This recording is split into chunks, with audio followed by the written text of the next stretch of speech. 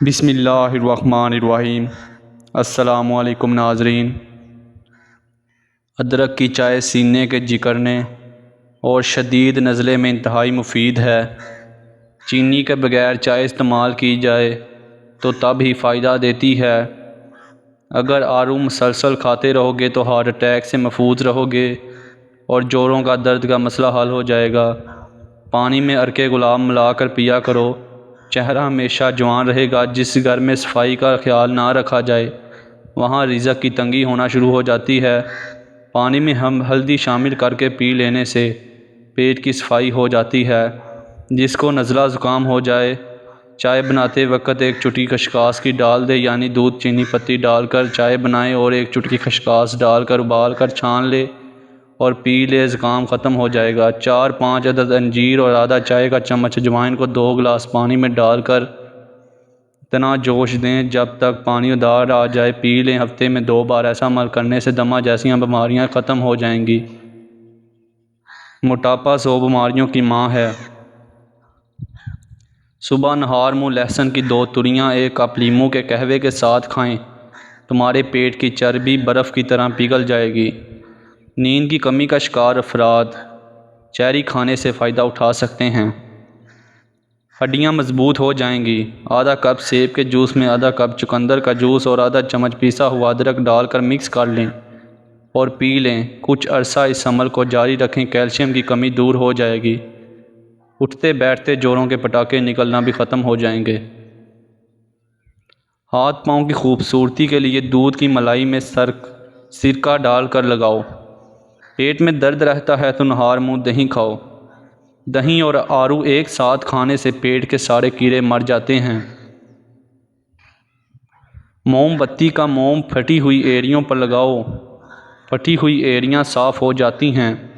بالوں میں خشکی ہو تو شیمپو میں ٹماٹر کا رس ملا کر سر پر لگائیں، سر کی خشکی ختم ہو جائے گی۔ رات کو وضو کر کے سویا کرو، ایسا کرنے سے برکت ہوتی ہے، رزق میں اضافہ ہوتا ہے۔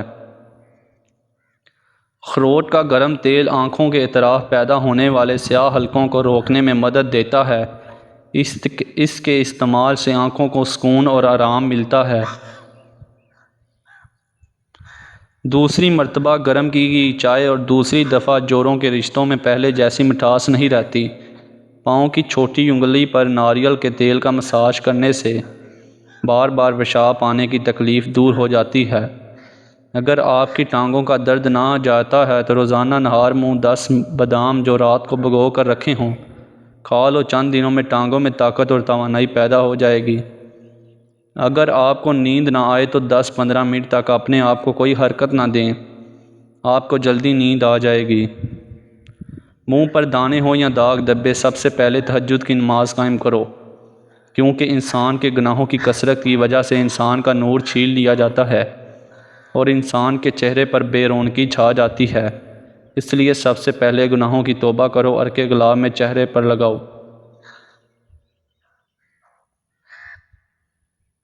چھوٹے بڑوں کے لیے الرجی کا آزمود نسخہ: نہانے کے بعد تھوڑا سرسوں کا تیل میں چند قطرے پانی کے شامل کر کے گیلے جسم پر لگا لو اور تولیہ استعمال نہ کرو۔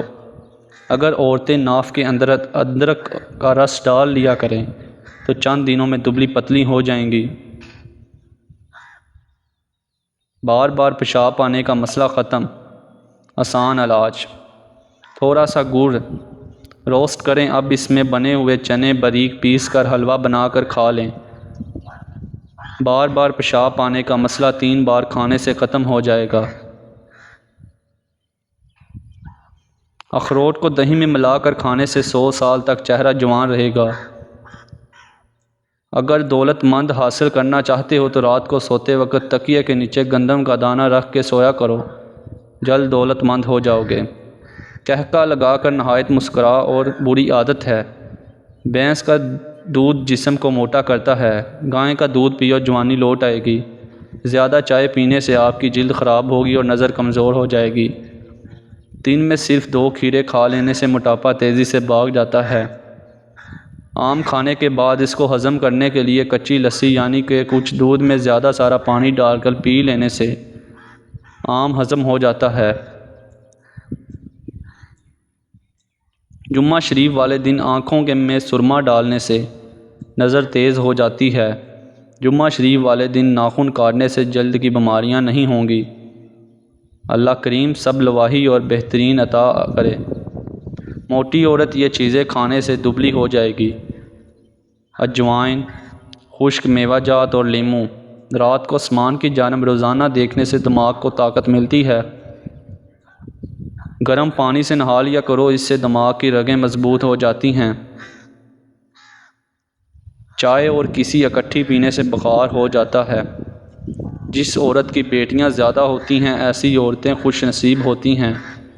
گھر سے نکلتے وقت اپنی جیب میں الائچی رکھ لینے سے سانس کی بیماری نہیں ہوتی۔ مزید ہماری ایسی مزیدار ویڈیوز دیکھنے کے لیے ہمارے چینل کو سبسکرائب کیجیے۔ ملتے ہیں انشاءاللہ اگلی ویڈیو میں، تب تک کے لیے خدا حافظ، شکریہ۔